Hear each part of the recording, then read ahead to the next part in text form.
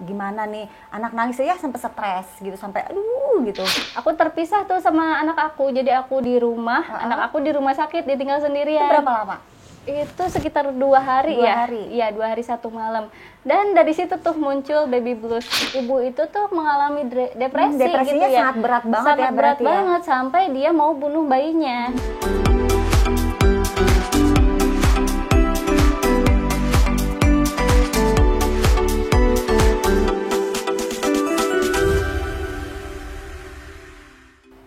Oke nih Mama Ira, kita hari ini bakalan bahas seputar ibu-ibu pasca lahiran secara psikologis. Biasanya nih abis lahiran itu kita ini sering dengar, dan ini lagi tren nih, namanya baby blues. Oh iya, Ya. baby blues. Pernah ngalamin gak sih Mama Ira? Kayaknya yang ini ngalamin deh. Ngalamin ya? Ngalamin Padahal banget. udah 4 anak ya, tapi tetap ngalamin ya. Iya. Karena kan jaraknya jauh. Oh iya benar. Terakhir tuh yang anak ketiga itu di 14 tahun. Wow. Makanya jauh. Jadi ya sempat ngalamin Lumayan baby ya. blues. Hmm. Gitu. Baby bluesnya kayak gimana nih? Bisa Kak, ceritain nggak sama kita? kalau aku tuh lebih apa sih, stres ya, itu termasuk baby blues juga kan ya. Iya. Stres berat itu selama 40 hari.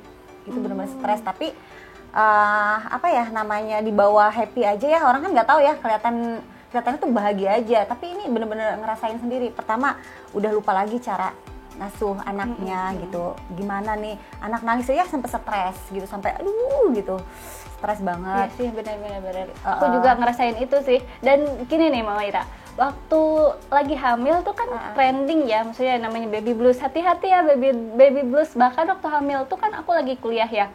Aku lagi lanjutin magister aku.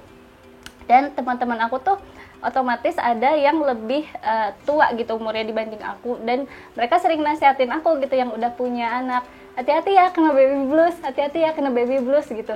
Aku tuh mikirnya dulu waktu hamil, apaan sih Iya. gitu, sepele katanya, masa sih kayak gitu kan, punya anak tuh harusnya happy gitu kan. Ternyata nih aku ngalamin Ngalamin ya? sendiri ya. Aku ngalamin sendiri itu. Dari mulai abis lahiran nih, abis lahiran itu kan maksudnya kita juga butuh pemulihan ya. Betul. Butuh pemulihan. Terus tiba-tiba nih anak aku itu masuk rumah sakit. Abis seminggu setelah lahiran itu masuk sakit rumah sakit. Dia bilirubinnya tinggi, jadi kuning dan harus disinar tuh. Habis itu kan karena harus disinar selama 24 jam, aku terpisah tuh sama anak aku. Jadi aku di rumah, anak aku di rumah sakit, ditinggal sendirian. Itu berapa lama?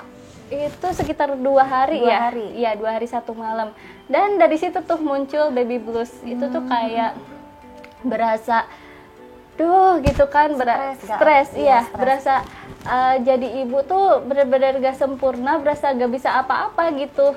Jadi ibu tuh kok gue payah ya, Iya. gitu kan, kayak Punya gitu. pemikiran Iya, sama-sama bener seperti gak itu, sih? Kayak berasa gak bisa apa-apa gitu.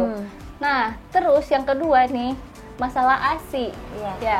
Dari mulai pertama itu ASI aku belum keluar gitu. Cuman kan masalahnya 3 hari ya, kata dokter sih nggak usah cemas, katanya ASI itu biasanya 3 hari Iya. baru keluar gitu kan. Nah, hari pertama, kedua, ketiga itu anak aku tuh kan nangis ya, karena ASI-nya belum keluar, masa iya gak dikasih makan. Tapi padahal kata dokter tuh ya nggak apa-apa, karena si anak bayi yang baru lahir itu bisa masih bisa bertahan gitu, Iya, karena dia mencadangkan makanan ya, iya, tidak karena selama dia 3 masih hari. punya cadangan makanan di dalam perutnya itu, bisa selama masih 3 bisa hari. selama 3 hari. Iya, tapi tetap aja gitu kayak merasa bersalah sebelum ngasih ASI ke dia gitu. Dan dari situ tuh mulai muncul si stres yang lain. Iya. Kalau Mama Ira apalagi itu selain itu, pernah gak sih ngalamin tentang ASI kayak gitu, stresnya, ASInya nggak keluar atau memang ASInya udah langsung keluar Enggak. waktu itu? ASI itu seminggu itu nggak keluar sama sekali nggak keluar. Terus coba untuk ASI booster ya, kiri ke sana ke sini, pokoknya cari, itu benar-benar banyak stok ASI booster. Terus pompa juga, itu tetap nggak berhasil. Akhirnya mau nggak mau harus dikasih sufor dulu. Nah itu sempat stres karena memang niatnya nih pengen ASI eksklusif gitu. Iya betul. Tapi namanya ibu ya pasti pengen yang terbaik untuk anaknya ya. betul. Tapi alhamdulillah ya, pas 40 hari semua sudah lancar, semua mungkin karena stres ya. Jadi pas stres hilang ya, udah ASInya lancar sampai sekarang. Alhamdulillah, pengennya sih ya ASI eksklusif sampai 6 bulan gitu. Iya, mudah-mudahan ya Mama Ira ya. Amin. Iya, soalnya memang kayak gitu sih. Dan ASI ini tuh benar-benar berpengaruh ya sama pemikiran kita, Iya. apa yang kita pikirin, terus kita tuh happy apa enggak. Jadi kalau misalnya kita ngambek dikit gitu, emosional dikit, nanti ASInya tuh nggak keluar. Betul, ya. betul. Tapi kalau kita happy nih, ASInya deras ASInya banyak deras ya. sampai tumpah-tumpah gitu. Makanya nih bapak-bapak nih, para bapak-bapak nih segera happy kan. Segera happy kan. Bener, jangan bikin Istrinya stres istilahnya ya. Jangan bikin stres ya. Oke. Dan nih, jadi kalau aku searching nih Mama Ira nih, untuk depresi ibu pasca lahiran tuh ada 3 tingkatan. Jadi ada tingkatan-tingkatannya tersendiri. gitu. Nih, yang pertama ini ada baby blues yang kita alami ya, Iya. gitu ya. Itu tuh baby blues tuh bisa hilang 2 sampai 3 minggu. Dan solusinya untuk baby blues ini, pencegahannya sih kalau menurut internet ya, kalau aku cari-cari ya, ini tuh kita bisa luangkan waktu semaksimal mungkin untuk tidur, terutama saat si kecil juga tertidur, katanya gitu. Jaga pola makan dengan baik dan jangan ragu untuk meminta bantuan dengan orang terdekat yang ada di rumah untuk meningkatkan dan meringankan beban-beban kita gitu. Ada yang bantuin lah ya. Iya gitu. Jadi kita katanya harus meluangkan waktu untuk tidur Mungkin katanya. me time kali ya jatuhnya ya. Me time kali ya. Dan memang sih setelah pasca lahiran tuh memang waktu kita jadi kayak terbatas gitu ya, nggak punya waktu. Nggak Dan punya kita waktu. juga harus cepet-cepet semua harus kerjaan cepet-cepet. harus kita beresin. Iya, Karena benar. nanti kan sebentar lagi pasti bangun, kita harus menyusui, harus gendong, harus apa segala macam Iya. lah ya gitu. Dan menyusui pun kalau misalnya bayi baru lahir itu harus 2 jam sekali, iya nggak sih? Iya, betul. Jadi memang waktu kita tuh benar-benar habis untuk menyusui pagi, siang, malam. Malam pun harus tetap disusui ya. Iya, itu Jadi harus memang, itu. Jadi memang kurang tidurnya, kayak gitu. Oke nih, ini depresi tingkat 2 nih Mama Ira nih. Ada depresi tingkat 2, ini namanya depresi postpartum. Jadi ini tuh depresinya bisa munculnya itu lebih lama, bisa 2 sampai 3 bulan. Dan ini tuh gejalanya lebih parah gitu. Gejalanya tuh lebih parah dia tuh. Dan dia tuh bisa kehilangan minat untuk melakukan aktivitas yang biasanya dilakukan. Jadi udah merasa apa ya, benar-benar ngerasa payah, terus berkepanjangan. Udah gini ya istilahnya kayak, duh kayaknya udah nyerah nih, nggak sanggup lagi, kayaknya harus butuh orang untuk bantuin. Umpama nih kan kita misalnya sendiri nih nggak punya istilahnya babysitter lah ya, kayaknya udah nyerah nih, nggak sanggup nih ngerjain sendiri. Akhirnya mau nggak mau harus apa sih, ada orang yang ngebantuin kita. Itu kan kadang-kadang suka emang ada pemikiran seperti itu tuh, udah nggak kuat deh, nyerah Itu gitu tuh kan. benar-benar yang memang dia tuh jangkanya panjang ya. Nah itu tuh harus hati-hati teman-teman, karena kalau misalnya depresinya udah berkepanjangan gitu, takutnya kasihan gak sih sama si bayinya? Iya betul ya. Iya, kasihan sama si bayinya, karena kita tuh sebagai seorang ibu memang dikemas gitu ya, harus multifungsi. Iya, semua ya. Iya, multifungsi, multitalent gitu ya, harus bisa ngerjain di rumah oke gitu, untuk kerjaan di luar juga oke gitu ya. Dan di sini untuk solusi nih buat bunda-bunda yang mengalami depresi yang berkepanjangan 2 sampai 3 bulan nih. Ini tuh perlu penanganan ahli karena bisa berkembang menjadi kondisi yang lebih buruk. Jadi kan udah lama nih. Jadi memang butuh dokter ya, butuh dokter. Dan kita bisa berkonsultasi nih sama dokternya, apa yang harus kita lakukan kayak gitu ya. Apa yang harus kita lakukan untuk cara mengasuh anak, mungkin kayak gitu ya.